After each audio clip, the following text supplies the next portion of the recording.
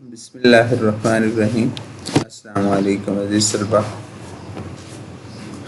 اپنی اردو کی درسی بکس کھولیے گا۔ آج ہمارا یہ اردو کا لیکچر نمبر 8 ہے۔ پچھلے لیکچر نمبر 7 میں ہم نے غزل کی تشریح کی تھی۔ آج اس کی مشق دیکھیے گا ذرا۔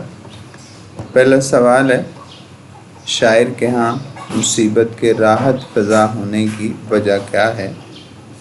اس کا جواب، محبوب کی آرزو رہنما ہونے سے مصیبت جو ہے اس شاعر کے لیے راحت فزا ہو گئی ہے، اس کو سکون دینے کا باعث بن گئی ہے۔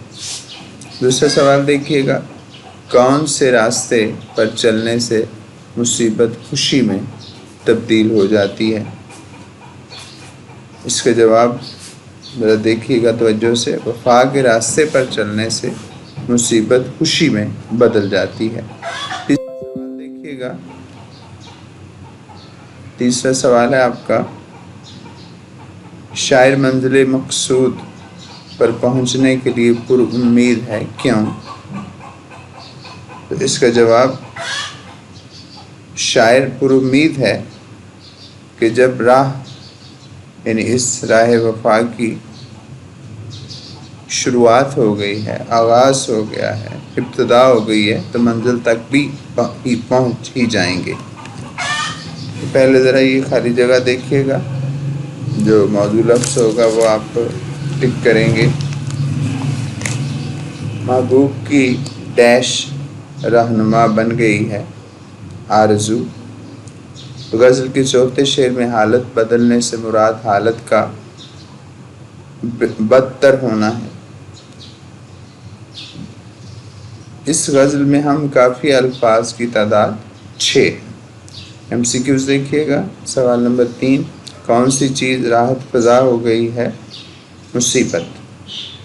اگلا MCQs، شاعر نے کس چیز کو رہنما ٹھہرایا ہے؟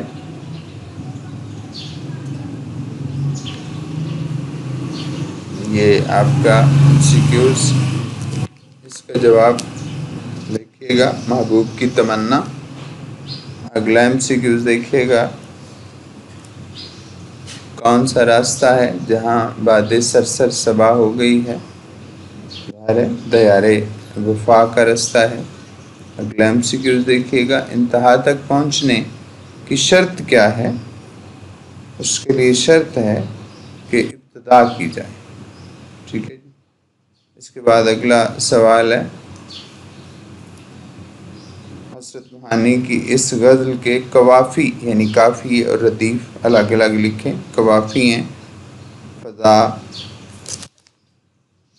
رہنما، صبا، خطا، کیا اور ابتدا۔ ردیف ہے اس میں ہو گئی۔ تو عزیز طلبہ، یہ اہم سوالات تھے مشق کے جو میں نے آپ کو کر دیے۔ اب اس لیکچر میں ہم جو مضامین کا سلسلہ ہے وہ بھی شروع کریں گے۔ تو قائد اعظم جو ہے وہ قواعد و انشاء سے آپ آدھا پہلا حصہ جو ہے وہ مضمون کا تیار کریں گے۔ اس لیکچر میں دیکھیے گا، ایک اور چیز ہم جو کریں گے وہ ہیں تفہیم عبارت۔ تو تفہیم عبارت نمبر 2 جو ہے وہ ذرا کھولیں اپنی قواعد و انشاء کی بکس، اس میں جو عبارت نمبر 2 ہے وہ ہم کریں گے۔ وہ دیکھیے گا، یہاں سے شروع ہو رہی ہے۔ آپ کا والا نامہ ابھی ملا ہے، اس کے لیے بہت شکر گزار ہوں مسٹر نعیم الحق صاحب کے خط سے، جو انہوں نے یہاں سے شروع ہو کر یہ جو عبارت ہے یہ جا رہی ہے۔ اللہ تعالیٰ کی طرف سے کسی اور صورت میں بھی اس کا اجر ضرور مل جائے گا۔ ان سوالات کے اب جوابات ہم کریں گے۔ پہلا سوال ہے، علامہ اقبال نے مکتوب علیہ سے کیا کہا؟ اس کا خلاصہ لکھیے۔ اقبال یہ چاہتے ہیں کہ سید نعیم الحق صاحب کشمیر کے قانونی معاملات کی عدالت میں پیروی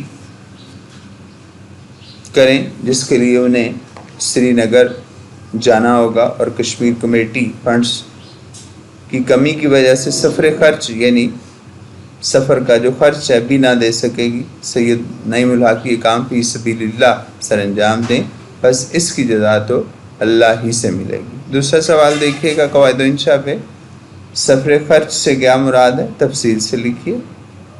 سفر خرچ سے مراد یہ ہوتی ہے جی کہ کسی سفر کا جو کرایہ ہے، آنے جانے کا، رہنے کا، کھانے پینے کا، قیام و طعام کا خرچ سفر خرچ کہلاتا ہے۔ جب بھی کوئی آدمی محکمے یا کسی تنظیم کی طرف سے کسی سفر پر روانہ ہوتا ہے تو وہ محکمہ یا تنظیم اس کے سفر کے اخراجات کے لیے اسے کچھ رقم دیتی ہے، اسے سفر خرچ کہتے ہیں۔ اس نثر پارے یعنی عبارت کا عنوان 2-3 عنوانات ہیں، علامہ اقبال اور مقدمہ کشمیر، مکتوب اقبال یا اقبال، سید نعیم الحق اور مقدمات کشمیر۔ اگلا دیکھیے گا، سید نعیم الحق وکیل ہیں، انہیں کشمیر اور سری نگر کیوں بلایا گیا؟